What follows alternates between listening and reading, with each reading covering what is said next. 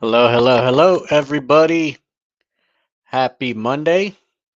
Just gonna do a quick audio check here, make sure I am good to go. So give me 2 seconds to get situated here. All right, bam, bam. Let's see if we are good. All right, sounds like we are good. Audio's good. Video's good. Right. Let me check if camera's good. Bam. Look at that. We are good to go. All right. All right. Super, super informative embroidery session today. All right. Let me see. Bam. Good, good, good. All right. Looks like we are good.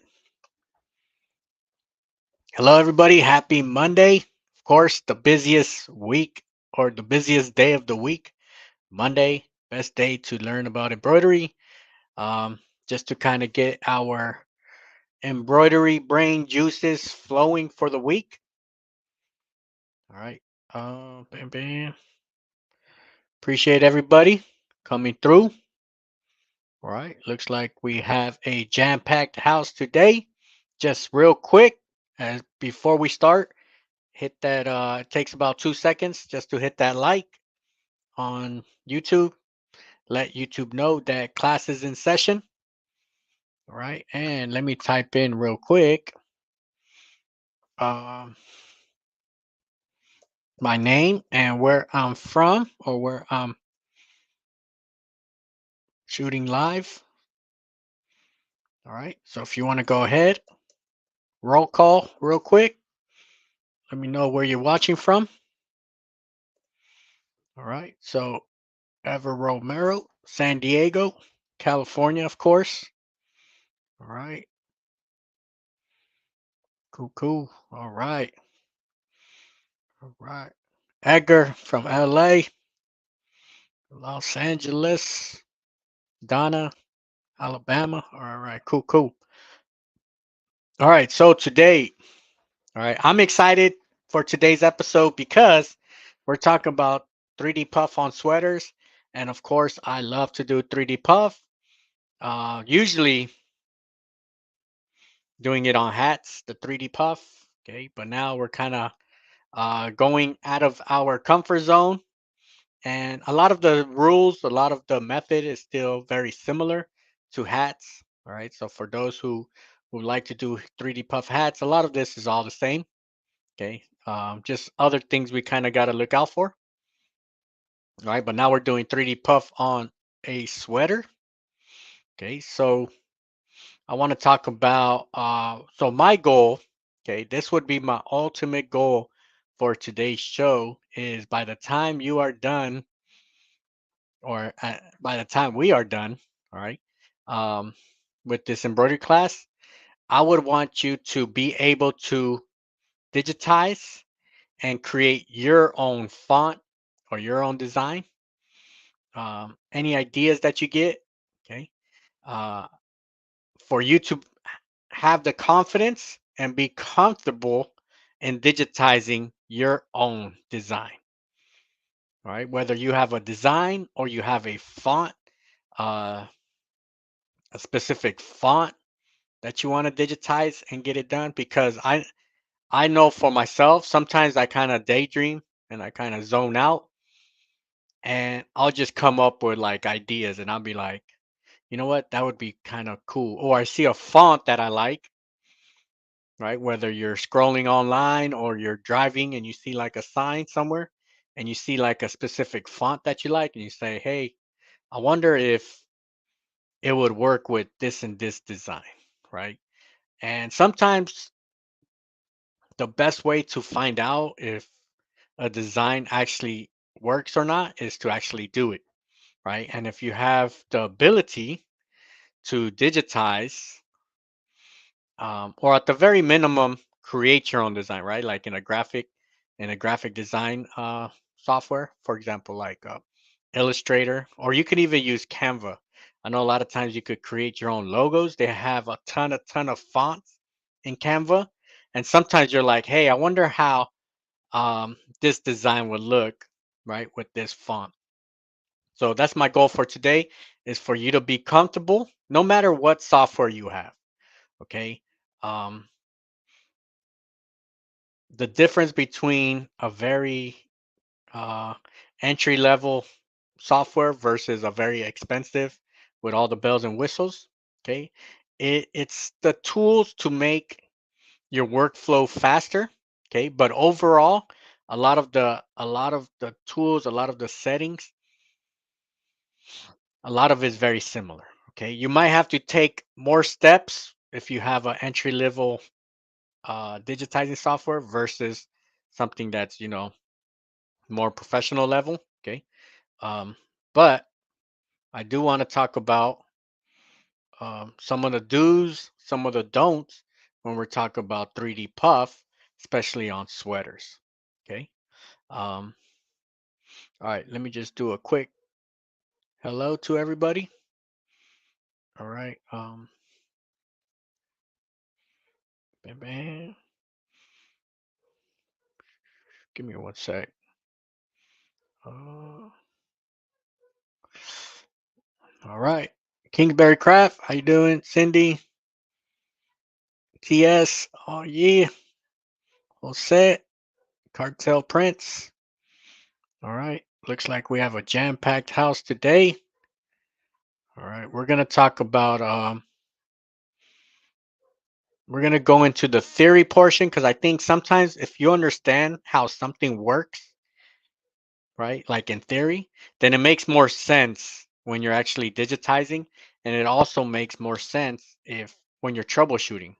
Because if something goes wrong or something doesn't look right, sometimes you look at a design and you don't know who to blame. So by understanding the digitizing side, all right, very important. Even if you send out your files out to get digitized, it's still very important to understand what's happening. Why did your digitizer or why did somebody digitize it a certain way? Okay. And just as an FYI, today's design, I actually have a free download. Okay. So you can follow along. I'll probably keep this download for like the next 24 hours. All right. So it's gonna be this one. So I had it's the design, the thumbnail design. Okay. And I got my sweater right here that I'll show you right here. All right. Actually, let me turn on my camera real quick. We could probably look at it. Give me one sec. Um, oh, let me see. Bang. All right. Bang. We're right here. Let me just zoom in a bit. All right. Bam. So you can see it right there. And then I'll show you like a little bit more zoomed in a bit. All right. So if you want to follow along as I'm digitizing, all right, I got the file there. I have the download as a DST file, a PES file, and an EMB. So EMB is the Wilcom native file. So just in case you could go and do more editing, right? Or you could change stuff around easier, is if you have um, the native file. Okay, if you have DST file or a PES file, it's a little bit harder and sometimes impossible to edit some of the digitizing. All right, so that's what we're working with today. All right, so let me see. So Edgar, what software do you have? So that's what I have, Wilcom. Let me show you real quick. I got the Wilcom 4.5. Bam, this one here.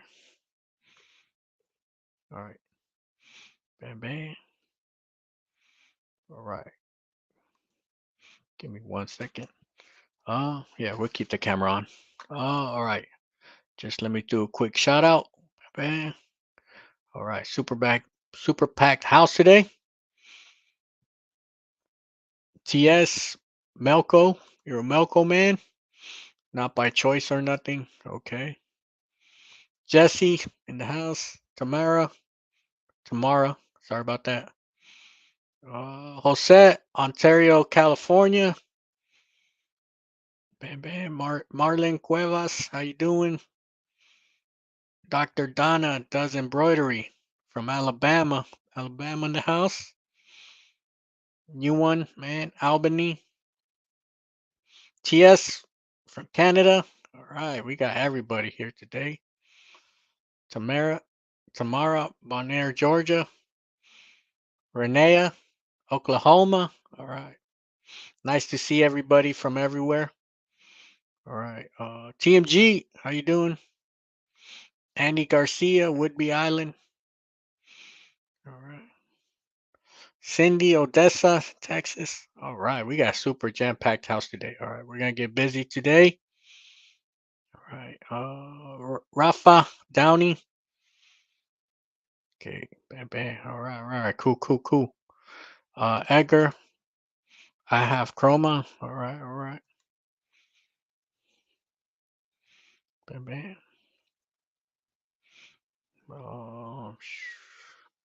And then let's see. How you doing, DJ Kev? 101. I can edit PS. Okay. That's good to know with your digitizing software. It's just a matter of how much can you digitize. If you can like digitize actual objects, then that would be super awesome right there. All right. Florida in the house. Oscar Donut. All right, bam. Let's get into today's training. All right, just real quick as a reminder. So you see the hoops in the back. All right. Um, got the free Mighty Hoop shipping, free shipping on the Mighty Hoops. So check that out. I got the phone numbers. I got the promo code in the description. So check them out. Of course, super super efficient and super easy to use. All right. Right now I am in like sweater season, kind of like experimenting, trying to find the perfect sweater, trying to find the perfect designs. So I'm gonna do a bunch of videos. You're gonna see how easy it is for me to hoop sweaters with the Mighty Hoops. Okay. So look out for that. All right. Hey, Aldale, New Jersey. Also, candle thread. All right. Uh, super super popular thread right now. Of course, very price friendly. Okay, because you already know prices are booming everywhere. All right, so it's good to have a good quality thread available. All right, so check them out. Okay. All right, cool. And then um, all right. So of course, sweater season, always in season. Okay. Sometimes you could even do it on shirts. I know some people are doing it on shirts. I would say if you're doing 3D puff on a shirt, try to find something that's somewhat heavy. Don't make it too light. Actually, the sweater that I just did. See if I could pull it up again. All right, it's a pretty light sweater, very thin. It's an independent sweater. I'll open it up in a bit so you could see it. All right, but you could see it. Use two pieces of cutaway. Okay, because I like sweaters with cutaway. Usually I'll use one piece of cutaway, but I want it to last, especially it's a little thin, but you could see zero puckering, right? Zero puckering. It looks clean. The last thing you want to do, because you're gonna see when we're digitizing for 3D puff, the stitch count goes up, right? Compared to just our regular stitch out. So the last thing that we want is to have a garment that's too thin, not enough not enough stabilizer, where everything starts pulling into itself, right? All right, cool, cool. All right, so we're gonna get into the details of that. Actually, uh, let me pull up this right here. All right. Before we get started, let's just talk about designs on your sweater, right? Of course, right now it is like the big thing that's happening right now is not just 3D puff, but just designs on sweater. and then when you add the 3D puff, it just elevates that perceived value, right? Like just embroidered sweater by itself, perceived value is already high, and then you throw that 3D puff and it goes even higher, right? So every other like style or method of garment decorating, right? I always say embroidery, it just sells itself, right? You do a sample of a good design or somebody's name, something that has meaning to somebody. When they see it embroidered, it's 100 times better than any other type of garment decorating, right? Like value wise, like people take care of it a little bit more when it's embroidered. Okay. So now that you're throwing 3D puff on it, it's even more valuable, perceived value. Okay. So when we're talking about um, a design on a sweatshirt, okay, some things that we got to keep in mind, because it's not like just regular flat print, because regular flat print, pretty much sky's the limit. You could add like a big design, um, and it's not going to affect the weight of the shirt so much, right? It still possibly can, but it's not going to be as dense as a sweater. So I think when we're looking at design sweaters and puff, especially puff design sweaters, right? We still want to keep a certain limitation on what we can do, because if you just open it up to the whole sweater, you're gonna have a very heavy sweater, right? And you already know that with the cutaway and the stabilizer, right? It starts adding weight, and then the sweater starts like falling forward or something. So we still want to keep it the way I like to work with it right now is just front chest, right? Front chest, not too much going down. Okay. So the hoop that I'm using right now is the 4.25 by 13, right? So that gives you good ample space, where at the very maximum, I like to keep it like 11 inches opening up. All right. And if we're just dealing with text, a good kind of like a good sweet zone, a good sweet spot height wise is about like 2 inches, right? So opening it up to 2 inches, right? Of course, not that exact number, but around that area, right? Like the median to be two inches, and then our length 11, right? Maximum. All right. Has a good. So let's see this one.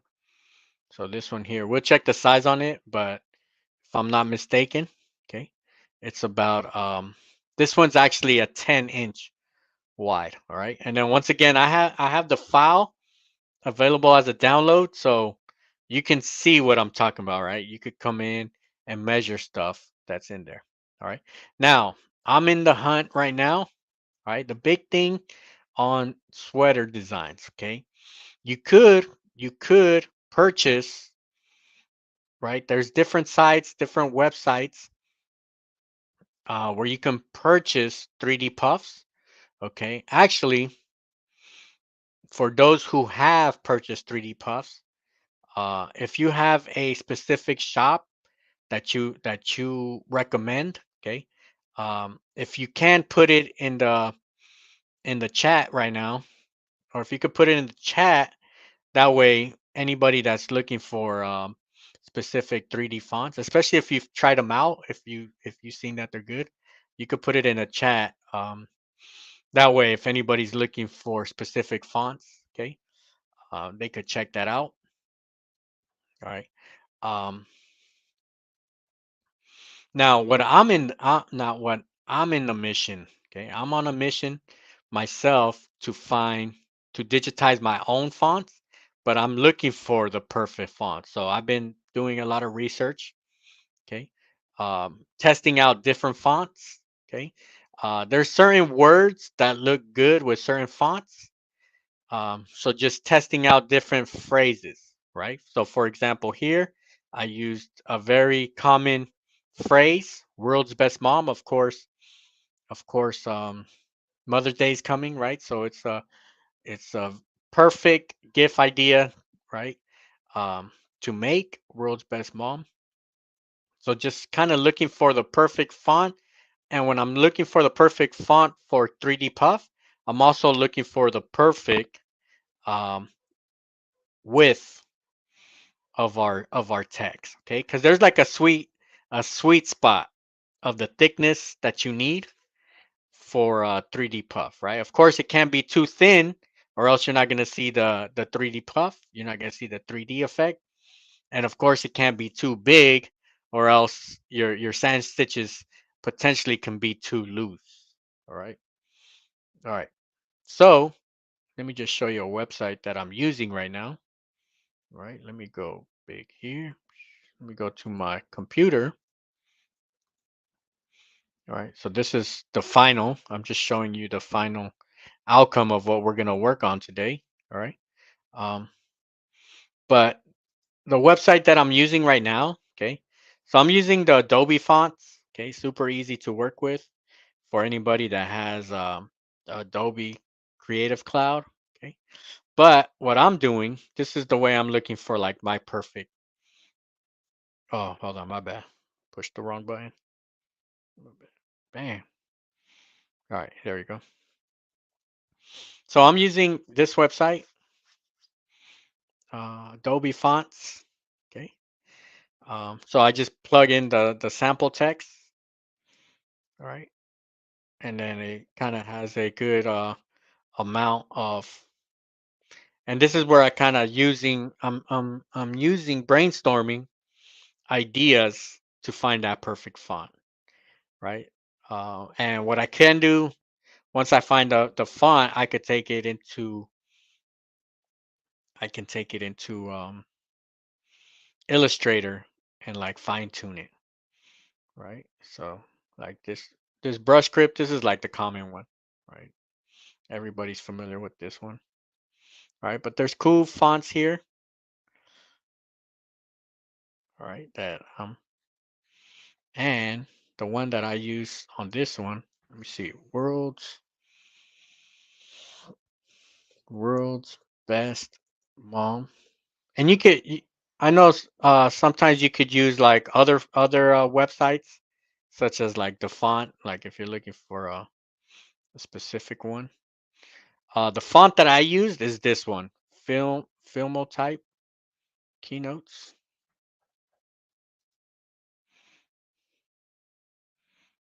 Right. This one right here. But all right, I use this one here.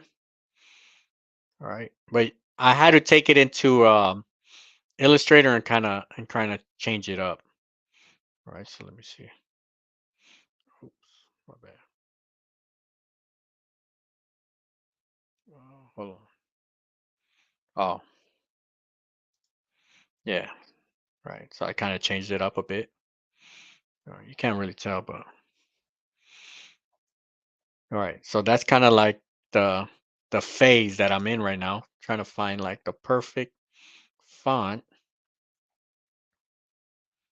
Mm-mm. Right, they just have a ton of them.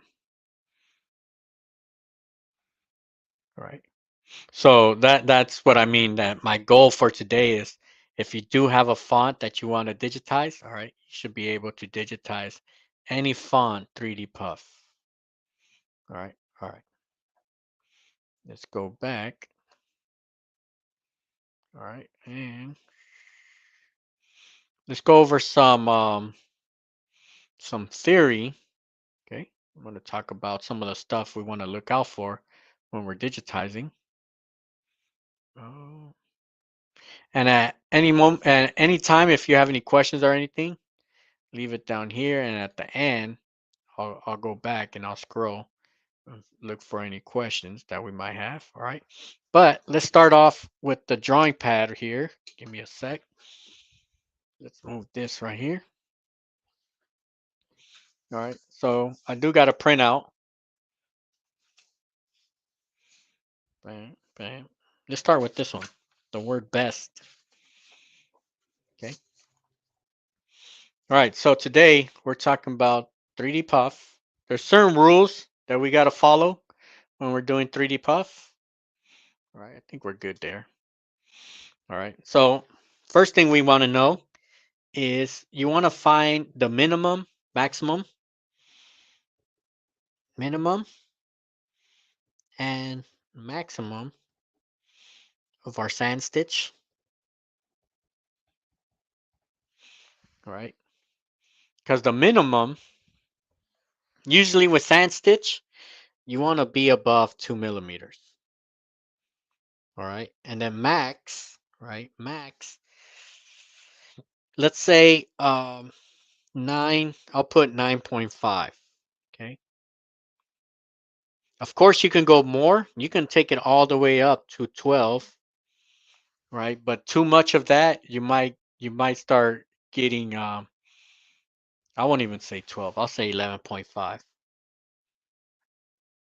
millimeters. That's all millimeters, right? So anytime you do find a font, if there's a font you're working with, first thing we want to do is make sure it's even within boundaries. So 2 millimeters, you really don't want to go thinner than that. This is very small right here, okay?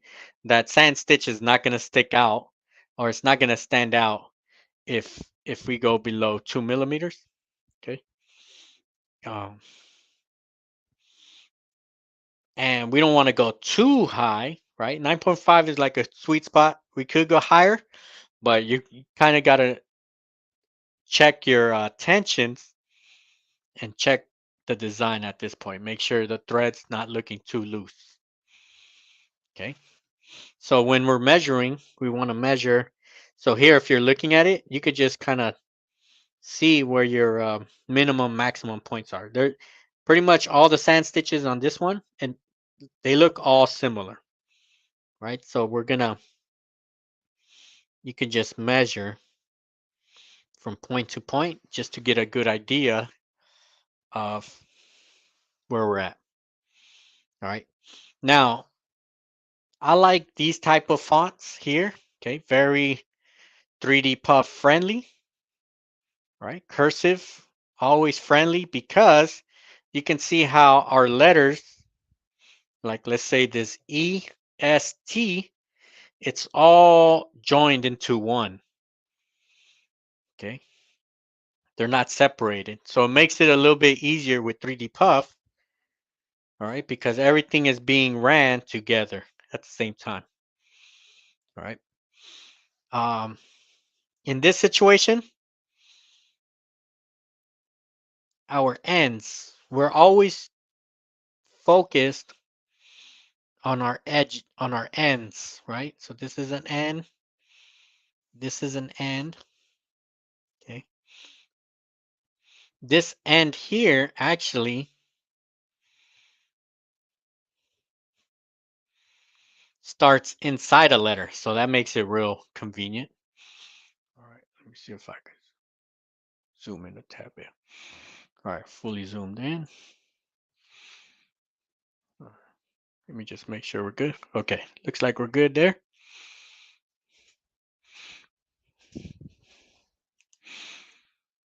All right, here, since you see how we have these roundness, all right, since we have this roundness, it actually makes it a little easy, okay, because we can, now I'll show you on the software what I'm talking about, all right? We can pinch this side here, all right? So when we do our sand stitches, all right, this is kind of, you gotta like create that, bam.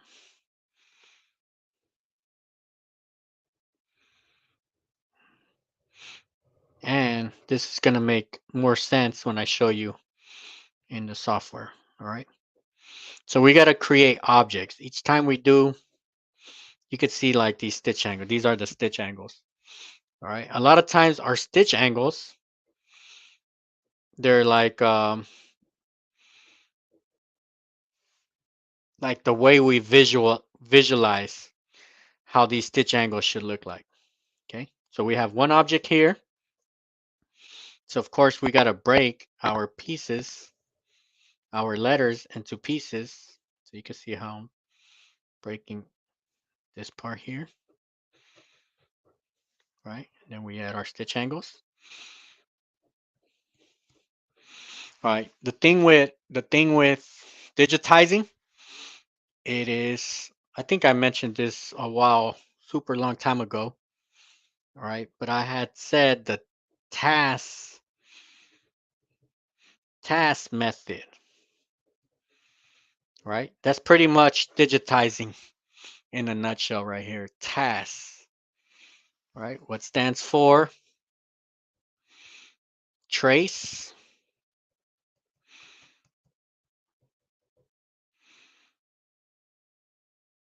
angle, right? So here you see me doing the trace. I'm tracing it, okay? I'm setting the angles, right? And our angles, a lot of it is just following our eye, okay? Our eye dictates where we're gonna set these stitch angles, okay? S, sequence, and then the second S, settings, all right? So that's pretty much 3D Puff in a nutshell right here, all right? So here, I'm actually just gonna add it like this. All right, so this letter B has three, one, two, three objects. The letter B has three objects. All right, and then you could just draw your stitch angles. Okay, so our B has three objects, but you see how this part here is kind of like clashing with itself? I added something to the design. I added an extra object here to cover this portion here. All right, so that I'm going to call that number 4. All right, so trace is tracing our portion because we got to break our letters into pieces. Second part, so 1, 2, 3, 4, setting the stitch angles.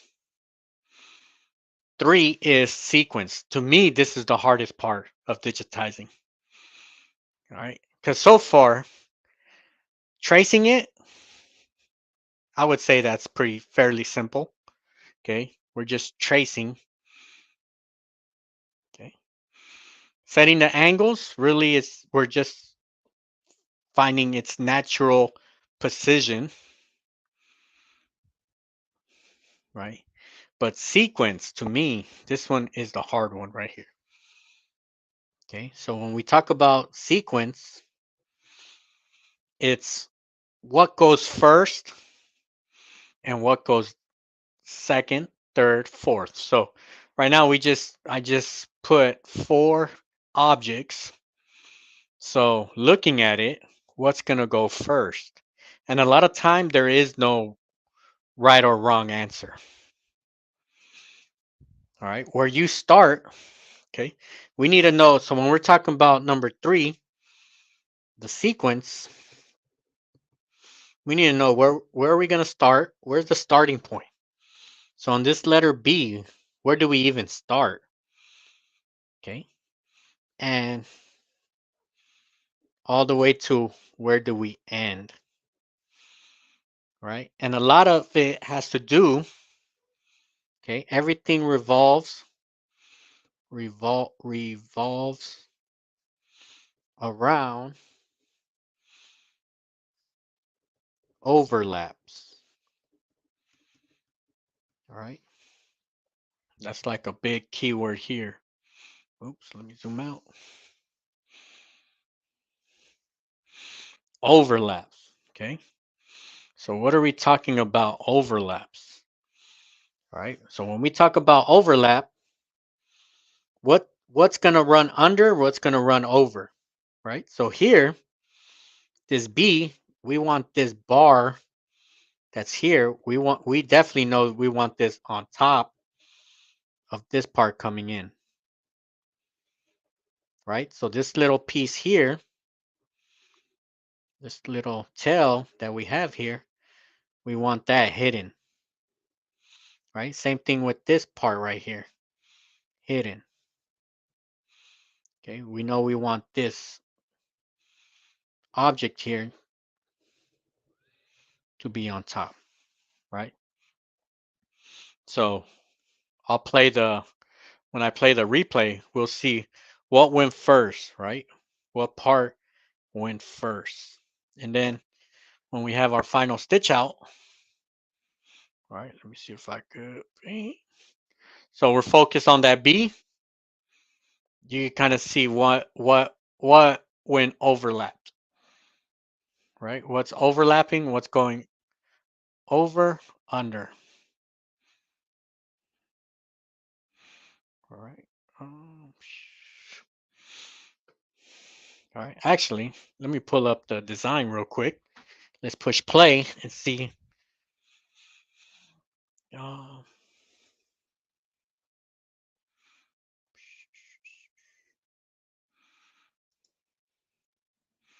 right. Let me click out of this page right here. The fonts. Bam. This is the final one here. All right. So you could see here. Let's push play real quick. Oh, slow it down. All right, so real quick, I'm going to slow it down here so we can see it, slow motion. All right, so I'm starting with the bottom. All right, so you can see how I just did a center run underlay. Okay, let's speed it up a bit. So I'm doing the bottom part of the B first. All right, and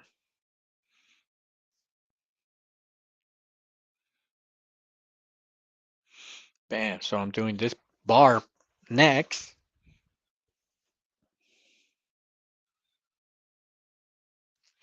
And you can see it just run.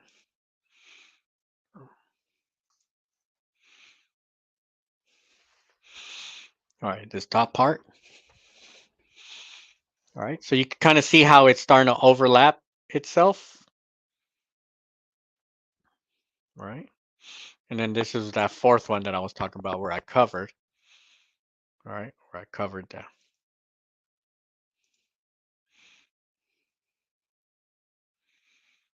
All right, bam, bam. All right. Let's go back. All right.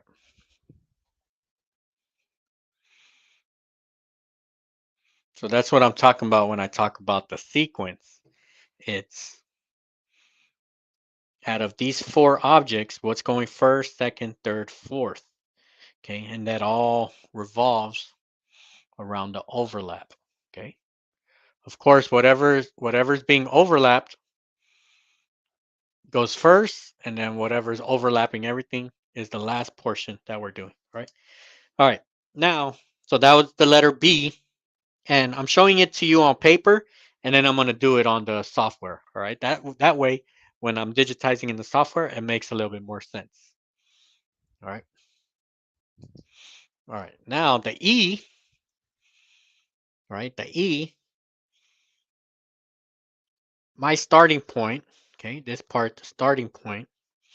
I always like to have my starting point hidden away from any of the sides.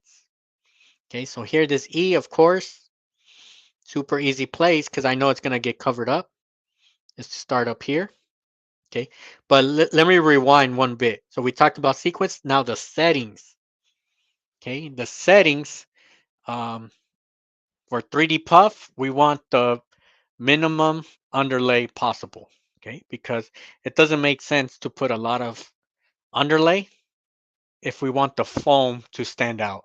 If we add unnecessary underlay, it's gonna smash the foam, and now it's gonna make it more flat. So we want to minimize.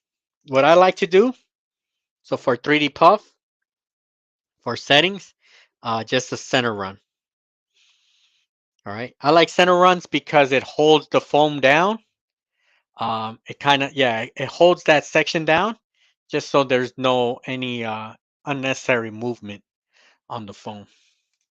All right, so this one's easy. Okay, for 3D puff, it's easy. Let's just use a center run. Okay. And then other settings that we have. So this is underlay, the setting underlay, and then density. All right, so if we're talking about number 4 settings, we're gonna say underlay. Let me make sure, yeah, we're good here. Underlay, um, center run, if any, center run, and density. Okay, my sweet spot is 0.18 millimeters. All right.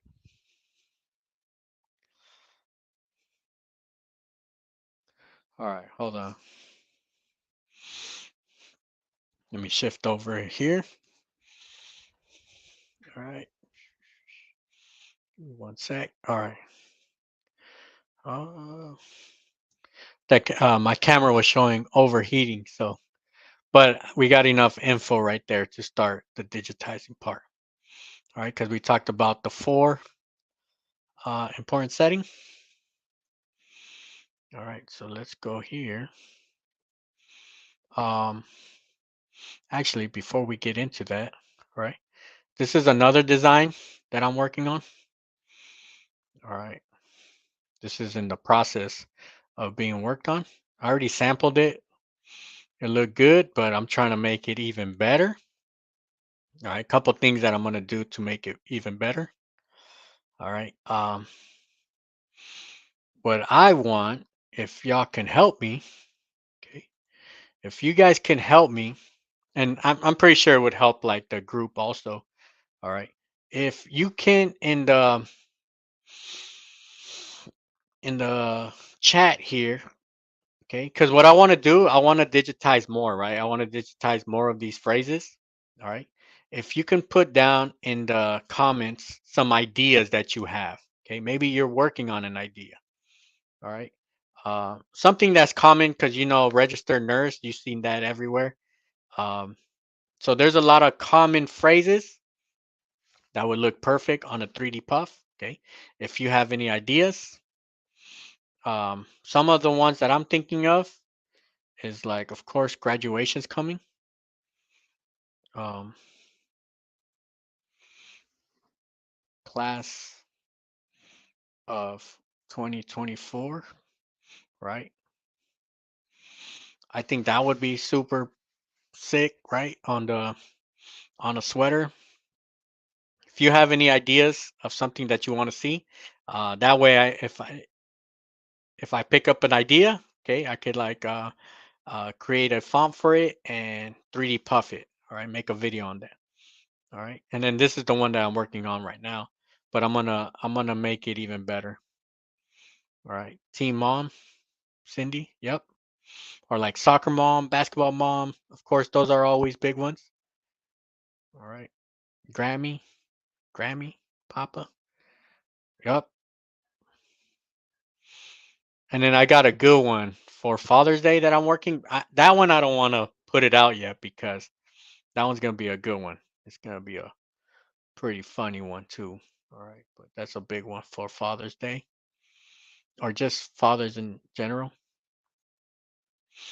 And then and Barb, wonder how the puff will stand up to washing on a sweater, as normally 3D puff is used on items that won't be washed. Yes. All right. Thank you for bringing that up. All right. Um, what I want to do, okay, I'm gonna go ahead and throw this sweater that I have. All right, this week I'm gonna throw it in the washer, and I'm gonna make a video to see if it could withstand it. I'm gonna say yes because I've done it on small towels. I've done 3D puff on small towels, and it's held on pretty good with no problem. But I will say this, okay, and this is always a question that comes up is I would say also it depends on the type of foam that you use, okay, because uh, there are embroidery foam or foam made for embroidery, okay, and then there's the craft, the more for like children projects, right? My experience, because I've used that cheap stuff, right? From in a pinch. Sometimes you gotta do what you gotta do. You go to like Walmart, Hobby Lobby, you buy like the craft foam that you find there.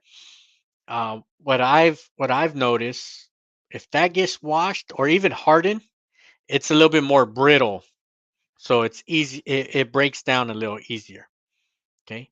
The embroidery foam, it's a little bit more flexible. It holds on, especially with heat, right? But I do wanna test it out. So that's a good one there.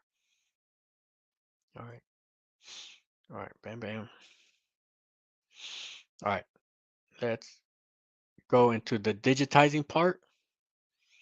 All right, let me bring this up right here. Bam. All right, bam, right here. All right, I'll set it up right now. Give me one sec. All right. So with the little information that we just went over, okay. So remember the tasks: trace, angle, sequence, setting. Okay. And what I said, okay.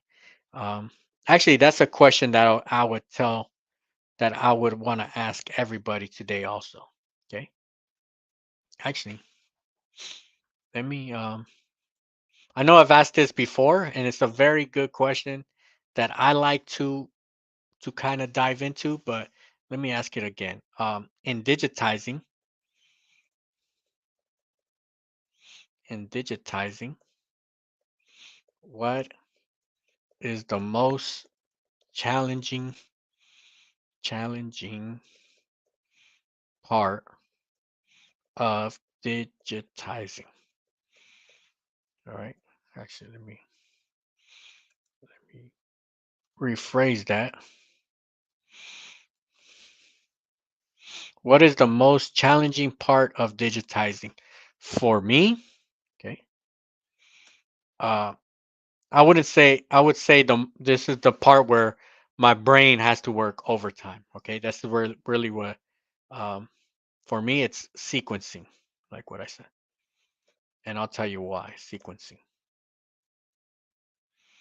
All right, so let me put that in. But that's a question for the chat. Okay, what is the most challenging part of digitizing? And I'll tell you why it's sequencing, because one big thing when I'm digitizing, what I wanna focus is the most minimum cuts, trims possible. Okay. If I can only have one trim, the very final trim, all right, that's a big victory for me. Of course, when we change colors, right, you do it, that's automatically you gotta trim it, right? Um, but overall, when I'm doing designs, okay, um, trimming, keeping it at a minimum, to me is where my brain is using like the most horsepower. Okay, because that's really what stops the design. And usually I don't like it because that's where issues occur.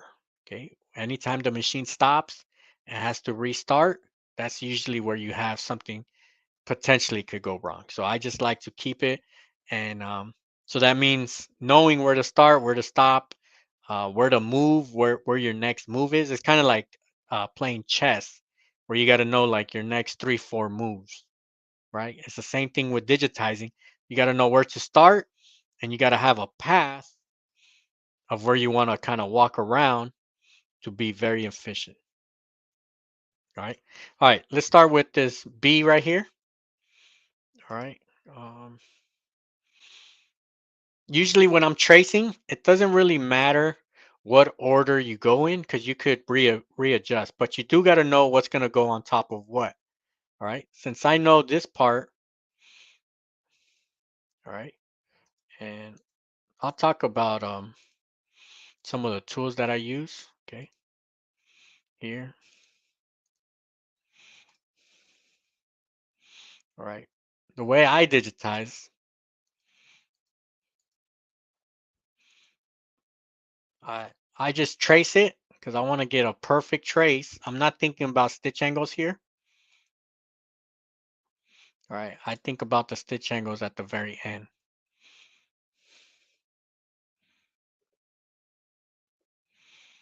All right. Let me change this color. Oops. Bang. Hold on. My bad. My bad for not making it bigger. All right. Once I trace it, the stitch angles, it looks like it's good, but then I put Control H. It tells me enter angle 1. All right. So here, this is where like your embroidery eye and your judgment comes in. Okay. Because of course it doesn't make sense to make your stitch angle like this, right? Let's see what happens when it does this, right? That would look very sloppy there. So let me undo. Let me do that stitch angle. Okay. Of course it looks like this. Bam. Got our first one, right?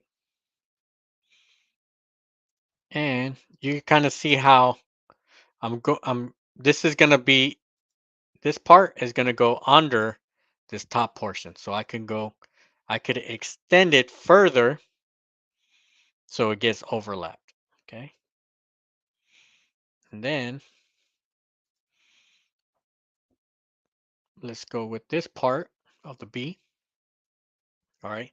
Oh, that's what I was gonna mention is the capping, right? So what I had said earlier is these rounded designs. I like them because you're gonna see how I pinch the ends, so I don't have to add a cap. We're gonna talk about capping right now, right? That's like the challenging part of 3D puff.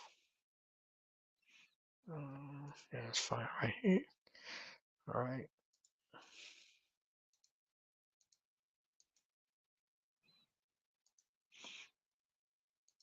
and then just get like a nice rounded shape right here.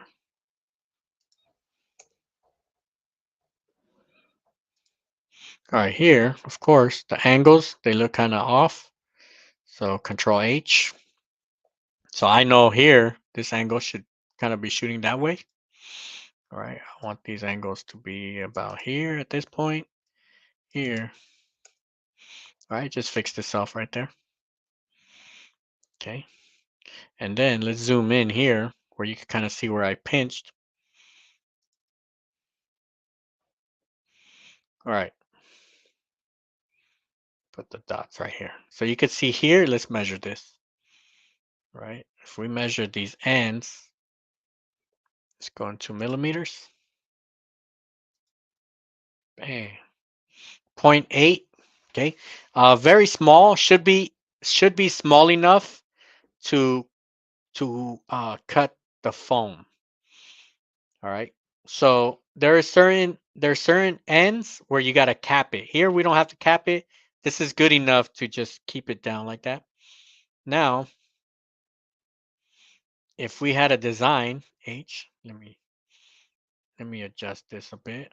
If we had a design, delete, delete, delete, just delete that one too. All right, let me adjust this one. Let's say we had a design that had it like this.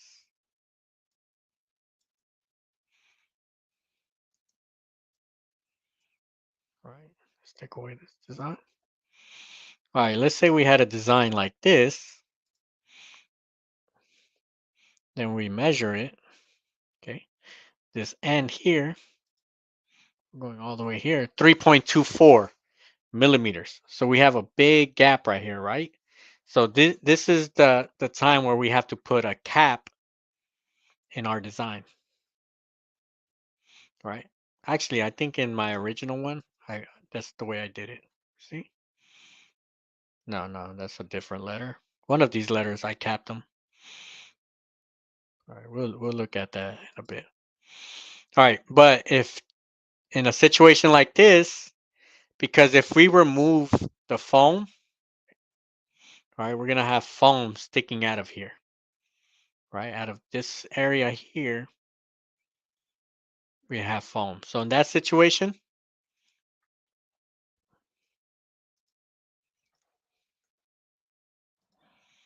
we gotta put, we gotta add cut marks here, right? Bang. And then that would be under, right? It goes hiding under. So when somebody says, um, you gotta digitize for puff, that's what they're talking about. Okay, it's really, let me go here on the side, okay, because you'll hear that phrase a lot. Okay, you probably, if you go to a group, if you're in a group, right, or in the forums, you're always going to hear, make sure you're digitizing for puff. So it's when they say that, right, it's a couple things. Number one, make sure you cap your ends, right? So your ends, if you have too much of a gap, you gotta put a cap. All right. You got to set the density, and then you got to remove all unnecessary underlay. Okay. So let's let me show you and what that means. So if we were to keep it like this, okay. So number one, let's say I would start on this one. This- All right. Bam. After I complete this one, yes, I would have to make a walking stitch here. Right. And then go to that one. All right. So it's all about sequence. So it'd be 1, 2, 3, then 4. Sequence that. All right. So now we're putting it in order. So you need these walking stitches. You see this walking stitch here? I would use this walking stitch to go to this next one. All right. And then we have to choose our density. So you can see my spacing here. 1/8. Right. So you see how dense it got. So let me Control Z. This is like regular flat embroidery. And then when I change it to 0.18, bam. Okay. Reason why you want to make it the density tighter, so we could cut that foam. All right. And then this one here doesn't have to be too much, 2.5 for your end caps. All right. Bam. All right. But let me Control Z because I don't need that big gap right there. I could just pinch it. And then this is what I'm talking about when I say pinch. All right.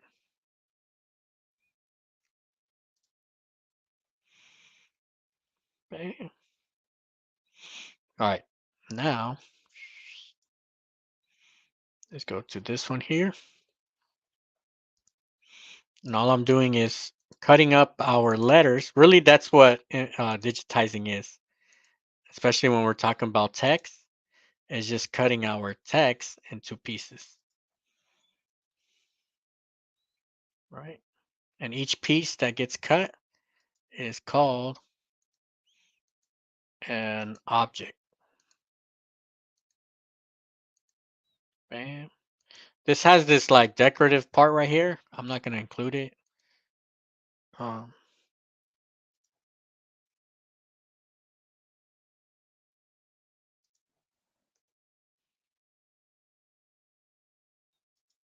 all right, then you can see like these angles look kind of weird. Control H, and then I'm going to set my angles here. All right, and then you can kind of change this up. This is gonna be below it, so we're gonna fix that. All right, and then add on a different angle here. All right, bang. All right, of course this wouldn't look right, right? So actually we're going 1, 2, 3. Okay, bang. And this is why I added that part. I didn't like the way it kind of crisscrossed each other here. Then I add mm, mm,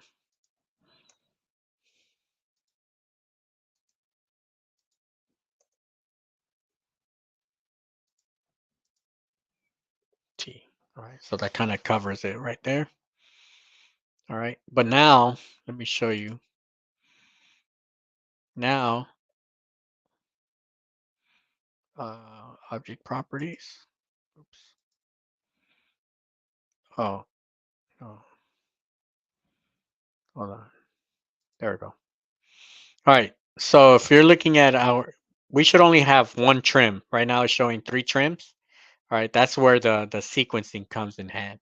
So we have it all in the correct sequence, but now we have to adjust our start stops.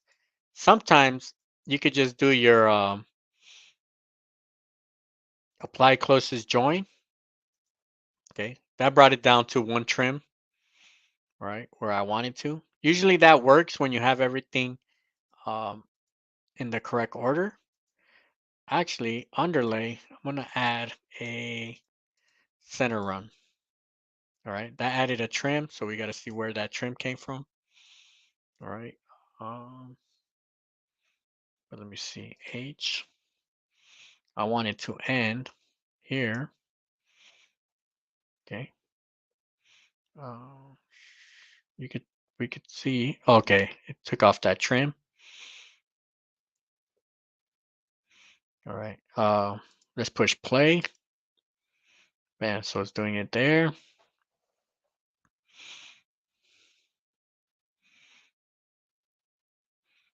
Running this part. Oh, all right. It's doing it different then. See, I didn't. When you use apply closest join, actually it was all right. It's gonna do it the way the computer's doing or the software, right? Feels like it's the most efficient. I didn't like the way that they did it like that. So you could always just go back and create your own. So I would do it like this. Um, H start stop. Okay, we could start there. Uh, or you could start right here and there, H. Instead of stopping there, I would bring it all the way up here. Okay, get this one, H, start.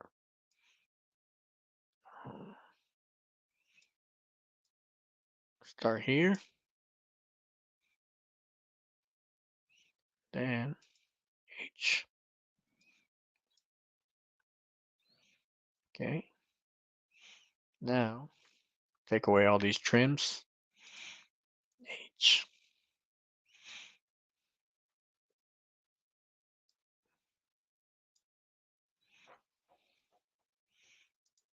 Hold on, it's gonna take a while just to H.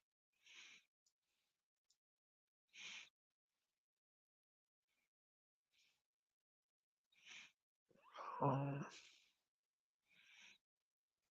Cause it's giving me all these unnecessary. So it's cutting here. H. Oh no, I put these backwards here. Start here. Trims. All right. 2 trims, and then I gotta find where that last. Start here. Oh, that last one. H. Oh, I know why. Let's take away the center. I don't need the center run on that last one. Uh, yeah, 1 trim. All right. Now when I push play, Okay, bang. So that's what I'm saying. The sequence, just to avoid unnecessary cuts and to sequence it the way you want it to, right? Because you saw how the applied closest joint. I didn't like the way it did it. Sometimes it works, sometimes, all right, so that's the way I wanted it. Okay. So, bang, okay. Um, Now, uh, then TMG. So knowing when to add and not add small details is the most. Yeah, that's definitely a challenging part of digitizing because sometimes there's little details that we're stressing about, and in reality, you can't even see you can't even see the detail that we're trying to add in there. Sometimes it's better not to add certain details. It's taking away from the actual design. That's definitely a challenging part, because you're gonna get some designs that is unnecessary, right? Like um, phone numbers, uh, certain items on designs. Well, you're better off just saying, you know what? Let's take this off. All right, and then this definitely DJ Kev creating textures, right? Textures. That's like an art in itself. Is creating certain textures, especially with fill stitches and making certain patterns. Okay, definitely a skill that takes a lot of learning. Um, Karen Blair, understanding the language of digitizing. Okay. Yes. And then some softwares use different language than other ones, so it could be challenging on them. And then I'll say I agree. Sequencing with left trims. That's the big one there. Knowing knowing the total route. That's really like the way I see digitizing. It's like you're going for a run, right, around the city, and you're trying to find like what is the best route that I can take to be as efficient as possible. All right, all right. Let's continue. Let's do this EST. Okay. Um, and then just as a heads up, I filmed when I digitized the when I stitched out the sweater last night. I filmed it, so I'm gonna put a video where the entire stitch out, and you can see how I added the foam there. Okay, because little small details that you want to make sure you're taking care of when you're doing the 3D sweaters, 3D puff sweaters. Okay, so look out for that. Okay, um, and then so EST. Okay, now that we have the letter B knocked out, really. Okay, now we can do this EST. All right, we should be able to do this. Really, we could do it in one shot, but I did it in multiple because I'll show you why here. All right. Um, this S here, you see this long portion here? Let me see. I'll make a little line here so you can see. You see this part here? Um, I decided to put a cap there. All right. Let me make sure that's the one that works best. Yeah, see, I put a cap right there. All right. Um, so here, let's see.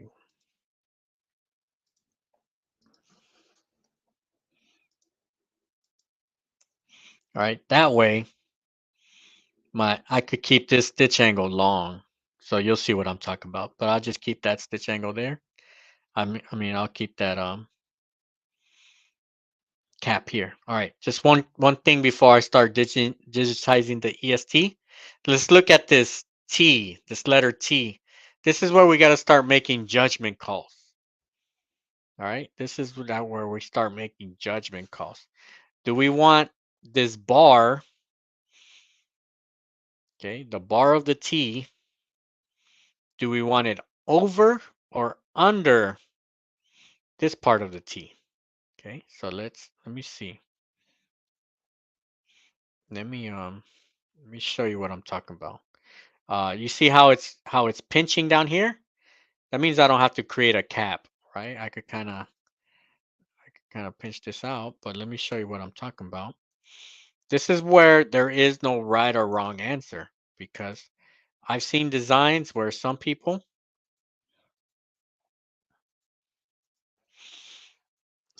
put uh, the strike of the T, or the crossbar of the T. They put that under, and then I've seen other people put it over. So is there a correct answer to that? Right? I don't know if there's a correct answer, but I know myself, right? H, just put this one here.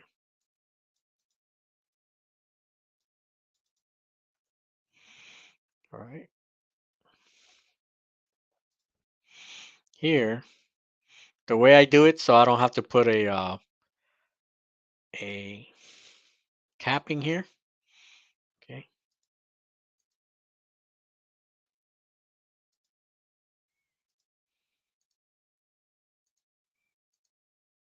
I just pinch it here so you can see how I bang, put it right here. Bam, bam.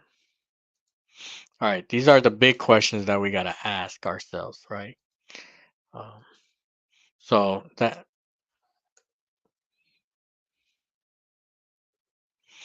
right? So I'm just doing it like this right now so we can visualize it. But do you think this is just kind of like a question you could kind of think about it in your head? But is it, should we keep it like this? This is the way I like it, right? With this bar on top of it. Or should we have it like this? Right? These are like little small questions that nobody thinks about except for an embroiderer and a digitizer, right? What is the correct way?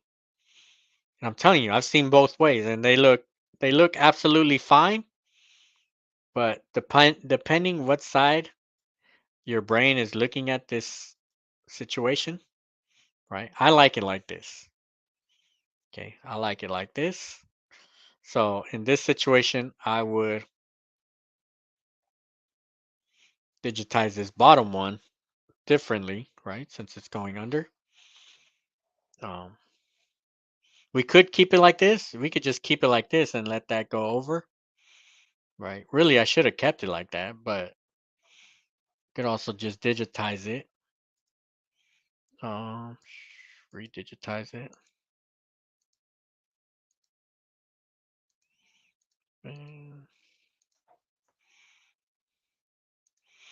And then just make one part first, right? So we could do the bottom portion first. All right. And right now I'm doing it out of order, but I'm gonna come back and I'm gonna bring it back in order.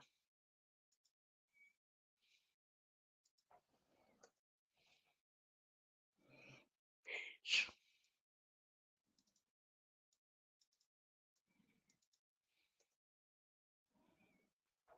All right. Bam. T.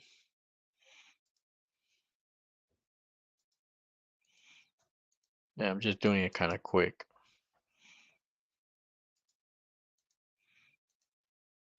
This is like the things that go through my brain when I'm digitizing. All right. So of course we gotta put this in order. What I'm gonna do is one, two, three order, right? Then if it looks all wonky, H, of course we could fix this up. Make it look a little more straight.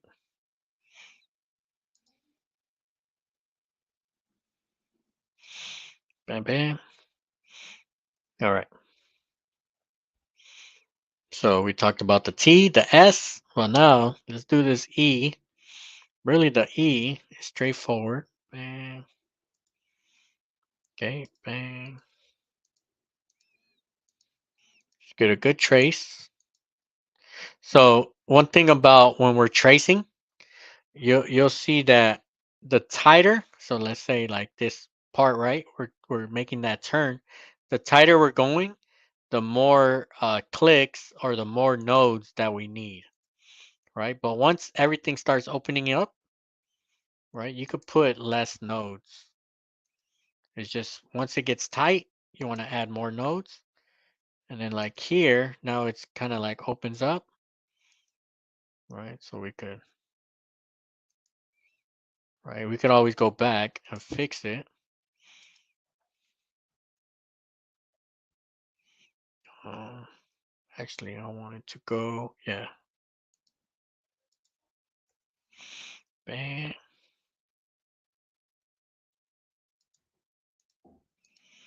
All right. All I'm doing with Wilcom, I could do one side first, second side second, and then just add the stitch angles. That's usually the easy way that I like to do it. Uh, Usually the most common way to digitize is using the column A or just the regular, side A, side B, side A, side B.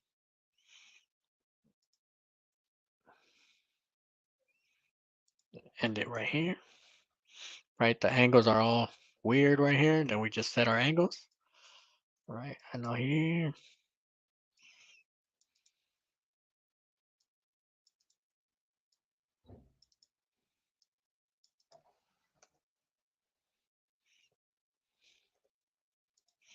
All right, now, bam, we got this.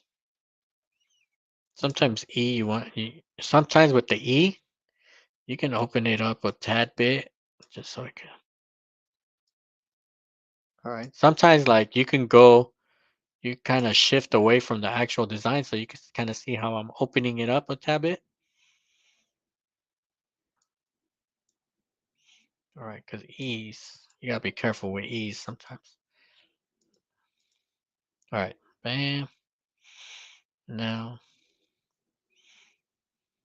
and I'm doing it I'm doing it out of order right now, but then I bring it back and I sequenced it correctly.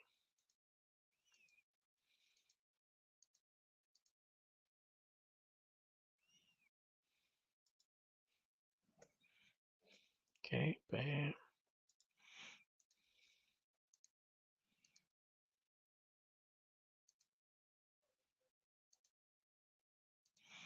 Bam.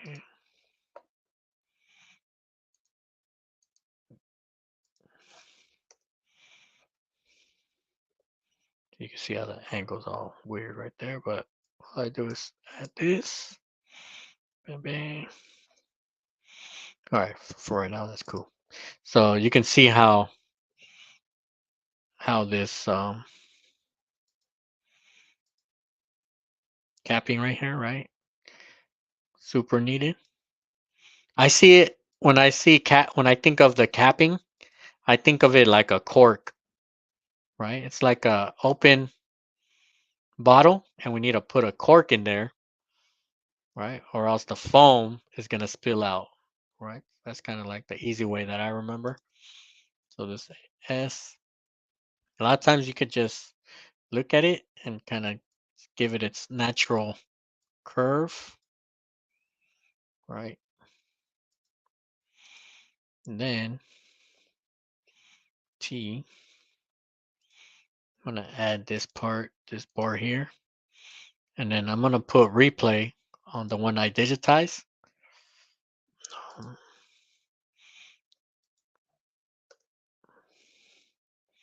So here you can kind of see where I'm digitizing under.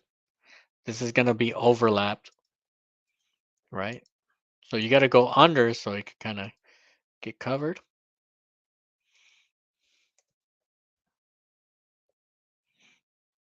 H.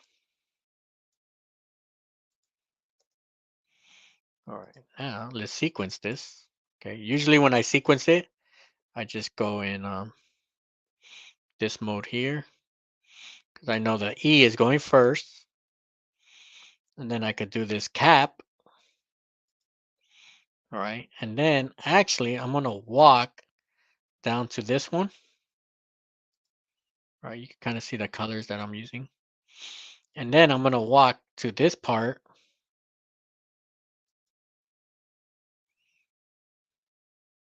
Yeah, I think that's how I did it. Down to this one, down to this part here, and then to this part here. All right, bam. And of course, the way we do that is through our walking stitches.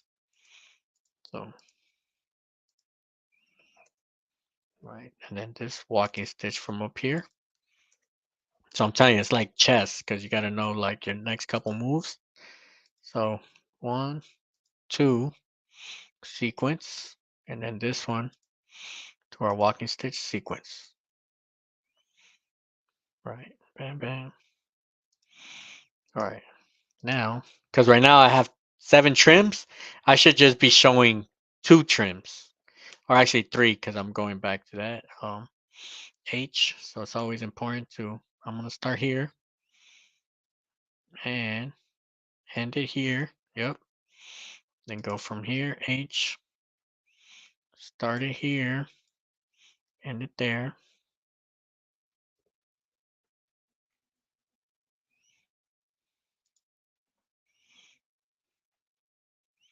Okay, H. Come on. Now I haven't done it. H. Start it here.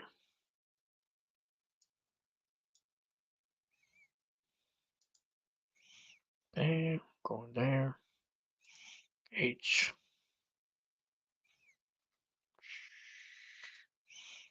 So my trim should be coming down. All right. Then I need to make a walking stitch over here. 1, 2, sequence. All right. H. Start up here. And right here. Okay, bam, H. Start where I ended and right there. All right, 3 stitches, yep. And then this one here. All right. So just push play. And then I like pushing trim here, so it'll stop wherever it trims. That's how I catch unnecessary trims. So after this one, it's gonna bam stop. All right, now push play again. So one thing that I haven't put was the underlays. So that E needed a an underlay right there. Bam. All right, now let me just show you the final one I did. Right, this is the one that I have as a free download. Okay, um, so you can follow along when I'm doing it. One big thing that I want you to notice here, right? To me, this is the most important page right here. This design information, right? So you see me here where I just clicking right hand corner. This is like my entire information. Let me go into US. Okay, this page. I always keep this setting open right here because it's pretty much telling me what I'm working with, right? It tells me the size. So you can see the width is at a 10 inches, height 1.98. So it's pretty much a 2 by 10, 2 by 10 design. All right. I think that's a pretty sweet spot for a design like this for front chest logo. Okay. Um, trims. I have 6 trims. All right, and then I'll show you where I did my trims. But for the most part, you already know the W has a trim, the B has a trim. World's best mom. So there was 3 words there. So 1, 2, 5, and then the other one that we had there. That's why there's 6. All right. So I'm gonna push play, but oh, one thing that I want to tell you also, stitches, right? So look at how many stitches I have. 15,800. So pretty much, let's say like 16,000, right? 16,000. Pretty high, pretty high. Okay. So we know when we are at that amount of stitches, the price goes up, right? So in a job like this, okay, let me just bring this up. Very important. So we already talked about how value, perceived value on 3D Puff, right, goes up easily, especially on the sweater, but value goes up too because stitch count is relatively high. Material wise, now we're adding more material, right, to the foam can get pricey, right? Especially if the way we like to do it, we like to be very conservative, as in not wasting foam. So we want to keep it like the correct size. Okay. Um, and then when we shot the video, I'll show you like how we set up our foam. But for the most part, right, a design like this is very foam friendly. Okay, because there are some designs that are pretty big. You're gonna have to use a good amount of foam, and it adds up. Okay, even though it might seem cheap. Okay, when you start buying foam, like on a weekly or on a monthly basis, it definitely could add up once you start adding different colors. Okay, of course we want the foam to match the thread that we're using. So we're not just buying one class of foam. We're buying like different foams with different colors, depending on what colors we're using as a design. Okay, so we're focusing here, right hand corner. Okay, about 16,000 stitches. Now let me just hypothetically, let me change this. Let's say this was a regular sweater. Let me change this to a 0.38. Okay, 0.38 is what you would regularly use on a design. Okay. If I put it down, this, and of course the numbers would change because we would use different underlay, right? But for the most part, actually, let me put this underlay. Um, Let me just put a zigzag to make it. Oh, I didn't add it. All right, but for the most part, you saw how that stitch count went down to 8,300. Okay, so compared to a regular sweater, a 3D foam would definitely go up. All right, so let me Control Z, go back to that.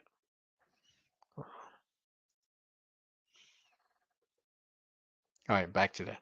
All right, now one last thing before I push play here. Okay, I'm gonna kind of. We always hear the phrase when you're stitching out, stitch out from bottom up, center out. Okay. Well, the most part for hats, bottom up, right? Sweater, I won't say it plays that much of a role, but center out if you can, right? If you can go center out, that'd be good. But in a situation like this, it's you have a choice of what word to do first. I would choose to do the word best first, right? That way, you have the word best, and then you do the second one. Theoretically, right? We would do best first, and then we would stitch worlds backwards, right? So it'd be like SDL ROW, theoretically, right? If you find like your design is something's wrong or something's not adding up, maybe you might do something like that, right? But in this situation, I did the word best first, mom, right? So it's kind of pushing the garment out that way. And then I did worlds just regularly. Okay. So it came out fine, right? Came out fine, worked fine. If it works fine, then you're good, right? But if something's not looking right, there are times I've seen designs where you gotta digitize your words backwards. Okay. I think it would be like in certain garments that are shifting, right? But as long as you have the correct underlay, you should be good. All right, let's go push play. All right,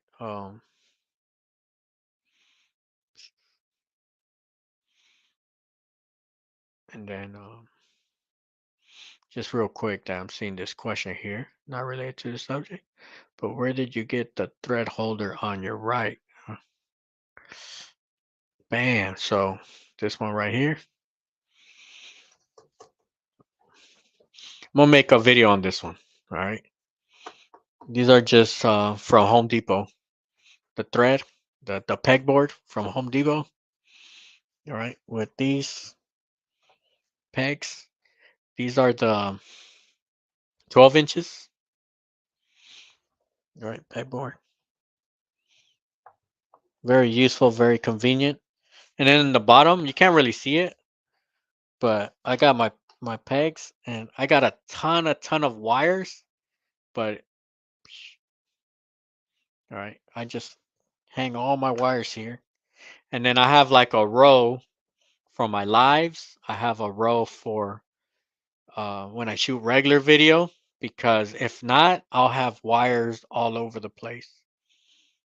All right, but yeah. Um, all right, let's go here, right here. Bam, bam. Actually, what would be a good video, man, this would be a perfect one, is going to Home Depot and showing you like all the different things that you can get. And because there's so much selection um, that you can buy. Yeah, that put that on my to-do list. All right, thank you for that question. Appreciate that. All right, let me close down all these windows here so we could get a good view of this replay. And then I'll walk you through and tell you some of the things that, all right. And then just as a reminder, this file is available as a download. So if you want to replay it and see it, and you could pause it on your own and you could analyze it, measure it, right? And also stitch it out. I recorded last night. I recorded the video where I'm doing the sweater that we have today. Um, so I'm gonna show you kind of like how I go about um, stitching it out. All right. So look out for that. All right. So now let me push play. All right. Let me slow it down. And I'm just gonna kind of do a commentary of what's happening. So this is the first word, best. So this is the one that I digitized, right? Of course, this is the final one. So when I digitized it, I was a little bit more careful. I was kind of making sure everything lined up perfect, right? So you can see kind of how my overlaps is happening. So that's one thing to notice is the overlaps, and kind of see how my underlay, I'm using minimum underlay here. All right. Then I go bam. All right. I didn't need a cap because I pinched it at the very tip there. All right. So once again, you see that overlap. All right. Bam. Then I'm going around that corner. All right. I'm going to go all the way there. And then let me slow it down here in slow motion so you can kind of see this part. Right. So I didn't like how this part was crossing each other. So I'm gonna add this part right here. Bam. You see how it covered up right there? And then here you kind of see where it does that. It does my tie out, right? Tie outs sometimes they can look ugly in certain areas. So I want to make sure it's hiding somewhere. I don't want it to be in the middle of the B here. So I made sure to put that tie off here in this little corner. All right. Then so next is the EST for best. Bam. We start right there. So we have our center underlay. Okay, so let me speed it up here because you know it's gonna round the corner here. Right, ease, bam. Okay, it's gonna go into the S. So the S is where we have our capping. All right, it's gonna bend right here.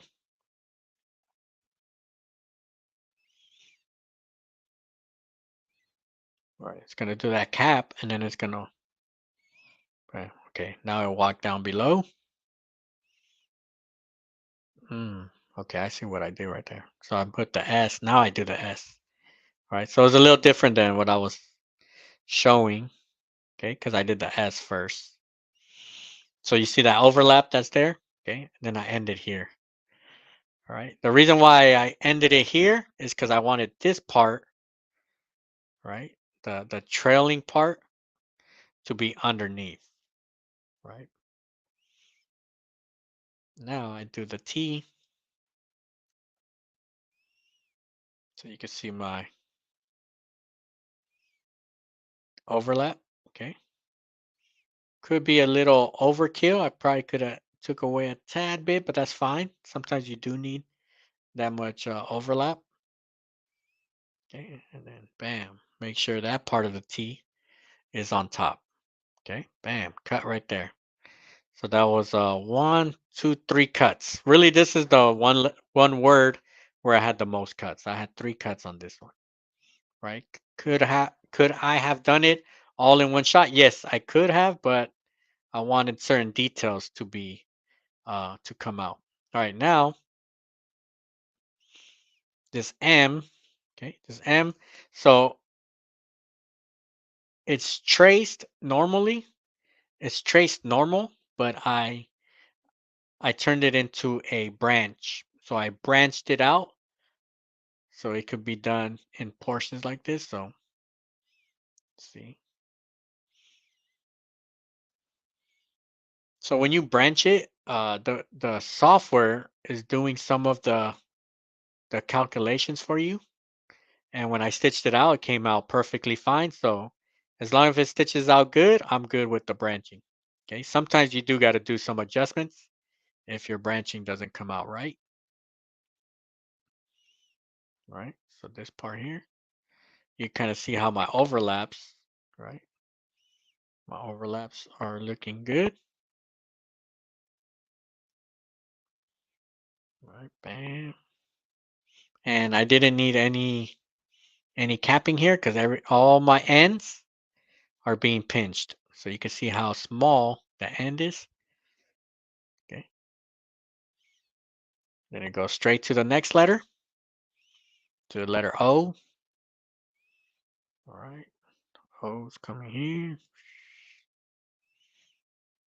Goes to that part. Same thing with this M. It's branched out. The letter M is a very interesting letter, right? For embroidery. A lot of objects when we're talking about the letter M. All right. Bam. And then it cuts right here, right at the end. Okay. So you can see how it pinches. So I don't need a cap for this area. Right now, the worlds. So worlds looks like a M. So it's like the same characteristic as the M. So same thing. I branched it out. All right. Cut right there. All right. With 3D foam, I don't like to do jump stitches or stuff like that because I just wanted to cut out clean. So the O, R. So there was a cap right there. You kind of saw that part of the. Hold on. Let's rewind that part. Let's slow it down a bit. So another portion where I had a cap. Okay. So certain areas where I don't have like a tight pinch, I want to have long threads. Bam, right there. Right. I want to make sure that part gets capped off. Right. And then it's gonna go into the next one. Let's speed it up a bit. All right. So as you can see, my underlay, just an easy center run. Bam. Overlap right there. All right. And then the overlaps also necessary so you don't have any gaps. Okay. Bam. Then it ends right here. It's just gonna tie off. Bam. Oh, with the letter S. So the same thing. Had that. Bam. All right. Easy breezy. All right. Oh, world's best mom. All right. Uh, so the goal, right? Because I'm in experimenting phase with certain sweaters, certain brands, certain fonts. So I showed you the website. I was showing the websites where I'm trying to find the perfect font. Even when you find the perfect font, you still got to take it. Well, I still take it to Illustrator, and then I adjust it because some of these letters they need to be at a certain width so they can look good with 3D Puff, right? Um, so we did talk about some of the rules you want to look out for. I'm editing. Okay, I'm editing a video right now where I'm uh, where I'm stitching out on the sweater. Okay, this camera, this is like my older Sony one. It just overheated, so it turned off. But I kind of zoomed in. So this one, right? Let's open it up. All right, super. This one is a real nice one. This is an independent sweater. Very good brand, this one. All right. You see, world's best mom. Right. And then let's see if I can zoom. Well, I had it zoomed in earlier. I just have the light super bright right here. Right. All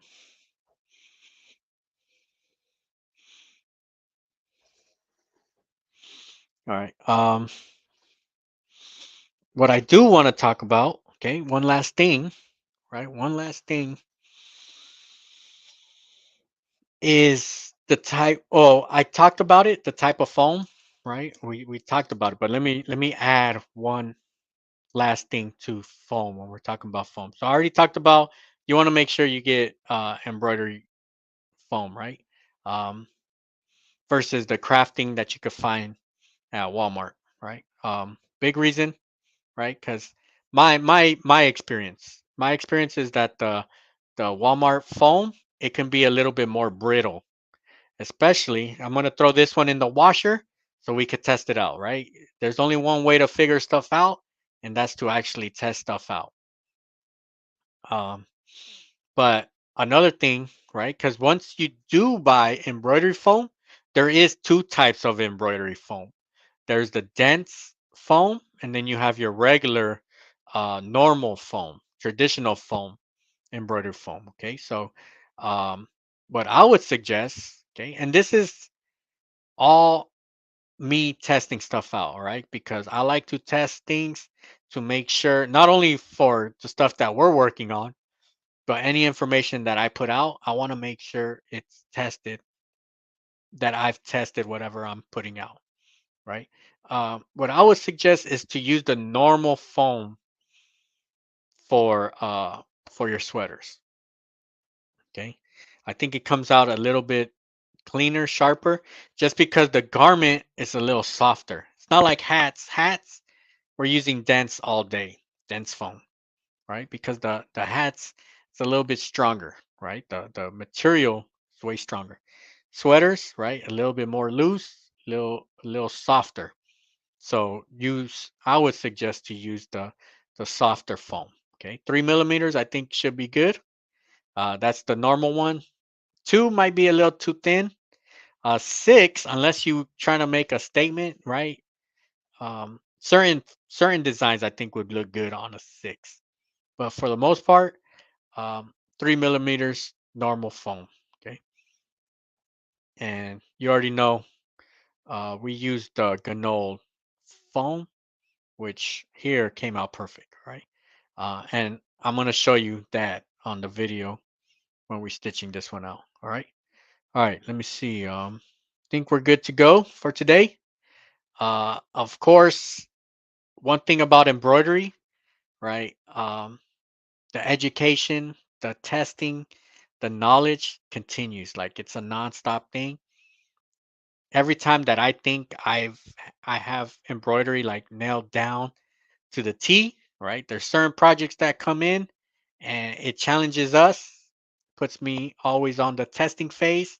So if you are in the season of learning, testing, right? That's the only way you're gonna learn, right? As of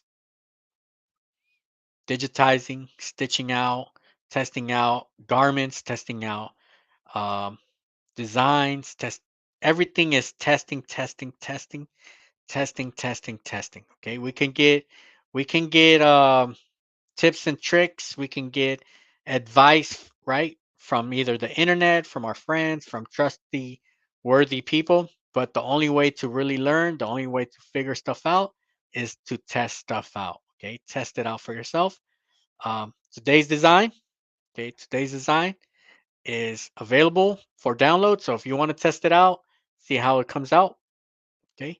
If you do want to test it out and you want to see how I did it, I'm going to post a video of how we go about doing our 3D foam. All right.